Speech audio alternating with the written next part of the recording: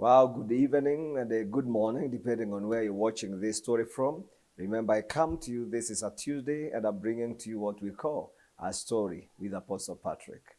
I'm just reminded of a story I was told many years ago of this man who picked a calf, a lion skinned, and they kept it for together with the goat and the sheep. And it grew knowing that the sheep were his brothers or his sisters. And many years later, it grew and became a big lion, but it did not know how to roar. So all the time, it would go together, to drink water or in the forest with the sheep. And guess what? It used to bleat like sheep. Meh! Another time, meh! And this one day, there was another one lion that came, of course, wanting to catch one of the sheep to enjoy. And when it came there and they roared at them, guess what? The sheep and this domesticated lion friend. And this one day, the wild lion kept on wondering, how come there is a lion that is living with meat and is not enjoying? And so one day it called the domesticated lion and he said, hey, why do you live with the sheep? He said, I grew knowing that these are my sisters. He said, now look at me. You have mane like mine, you have paws like mine, you have teeth like mine. You should not be with the sheep. And why do you always breed? He said, I agree with them and I knew they are my sisters, so that's why I keep breeding like them. He said, no, no, no. You are a lion. You are supposed to be roaring like a lion. And they said, can you roar like me? Saying, wow. And the lion went, the domesticated went like, wow. And he was told, okay, I want to teach you. Today, when you go to sleep, don't bleat like them. I want you to go and roar like them. The lion went and they slept with the sheep.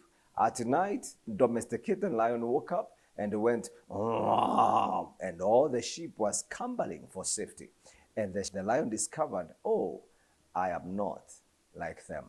The following day, they met, of course, at the watering place, and the lion, the wild lion came and went again. All the sheep ran away, but the domesticated lion did not run away. He said, wow, you have now known your place. Now I want to teach you the next thing. You have now known how to roar, and you have also known now that you are not like them. Then tomorrow when we meet, I want to catch one of them and I'll show you what you're supposed to enjoy because you have been eating grass. A lion don't eat grass. You are a lion, you need to eat fresh meat. And guess what? The following day, the wild one came and they got hold of one of the sheep.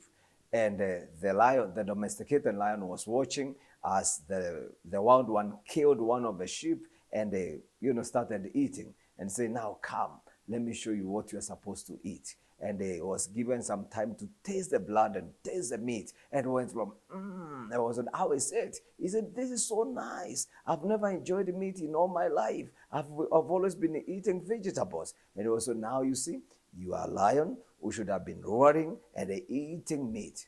Brother, you are living with meat. You are living with the food. The following day, they came and they caught one and they enjoyed together. And was looking at him, how is it? Says, this is what you have been missing all your life. I know I'm speaking to somebody here. You could be a lion that has been eating vegetables, a lion that has been bleating like sheep, a lion that didn't know its place. I want to teach you today, you can roar. You can roar. As I'm talking about this story, what is it about? It's about people that were created to be great. The Lord created you to be great, but because of upbringing, because of your surrounding situations, because of the things you have gone through in life, you have been conditioned to imagine and to believe that, oh, I was born poor, I will live poor, I'll die poor. Let me give you a few things. The difference between a poor man and a wealthy man. It's just the mentalities. There's a mentality of a wealthy man and a mentality of a poor man. I'm giving you two people in this life and you want to see how they operate.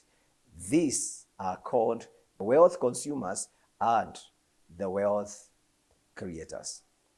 Now, what is the difference? And I'll give you 5 differences that you need to check in your life.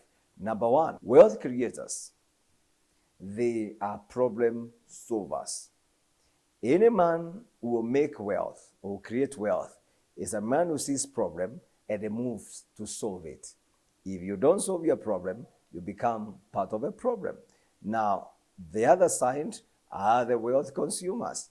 They are problems themselves. So look at your life. Are you a problem or are you a problem solver? If you want to be great, learn to solve problems. You will create wealth by solving problems. Number two, wealth creators are value for time. They value time. In fact, to them, time is not enough. But on the other side, a wealth consumer has no value for time and has excess of it. In other words, if you want time, they have it. If you want to go eating, they have it. If you want to go dancing, they have it. They have time for everything. If you have time for everything, I can tell you, start valuing your time today. To say, no, I'm not doing this because I need to use my time to achieve this. If you can do that, then you'll be a wealth creator. Number three, wealth creators have a sleeping pattern. Can you imagine? Simple things. They have a sleeping pattern. They know time to sleep and when to wake up. But it is not so to wealth consumers. They sleep anytime and they wake up anytime. You know what? If you have no pattern, if you have no sleeping time, and you have no waking up time, you have a problem. If you want to create wealth, if you want to be wealthy, you must have a sleeping pattern. When to sleep and when to wake up. If you sleep anytime, anywhere, and wake up anytime, you will not go very far. You need to create wealth.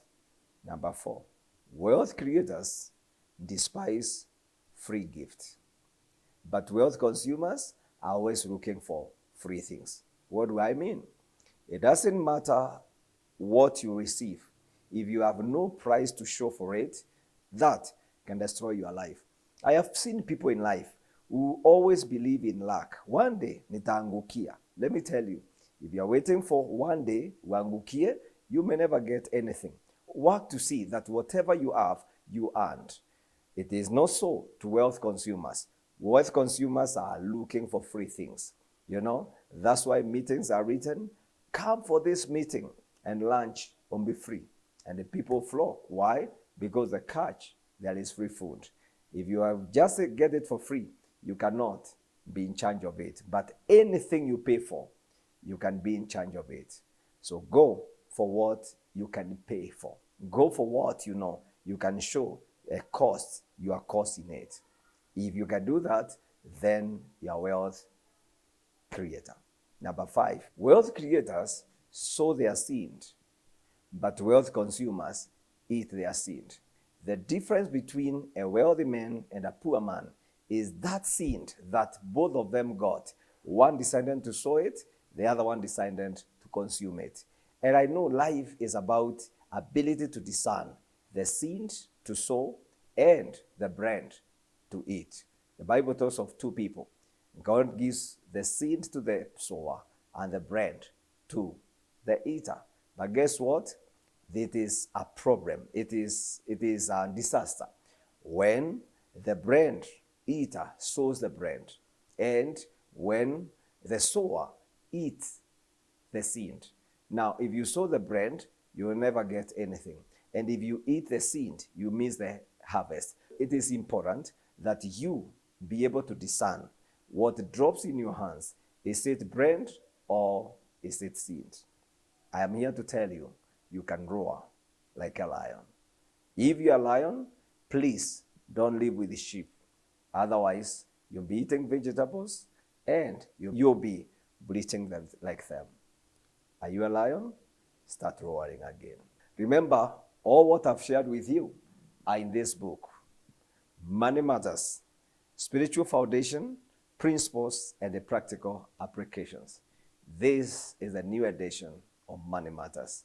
And I've talked about wealth creators and wealth consumers in a chapter here. Get a copy. Read it for yourself. How can you get this copy? Just call the numbers on the screen, write to me through my email, or visit any Keswick bookshop and ask for Money Matters. You will be blessed and you'll thank me later. See you again on Tuesday.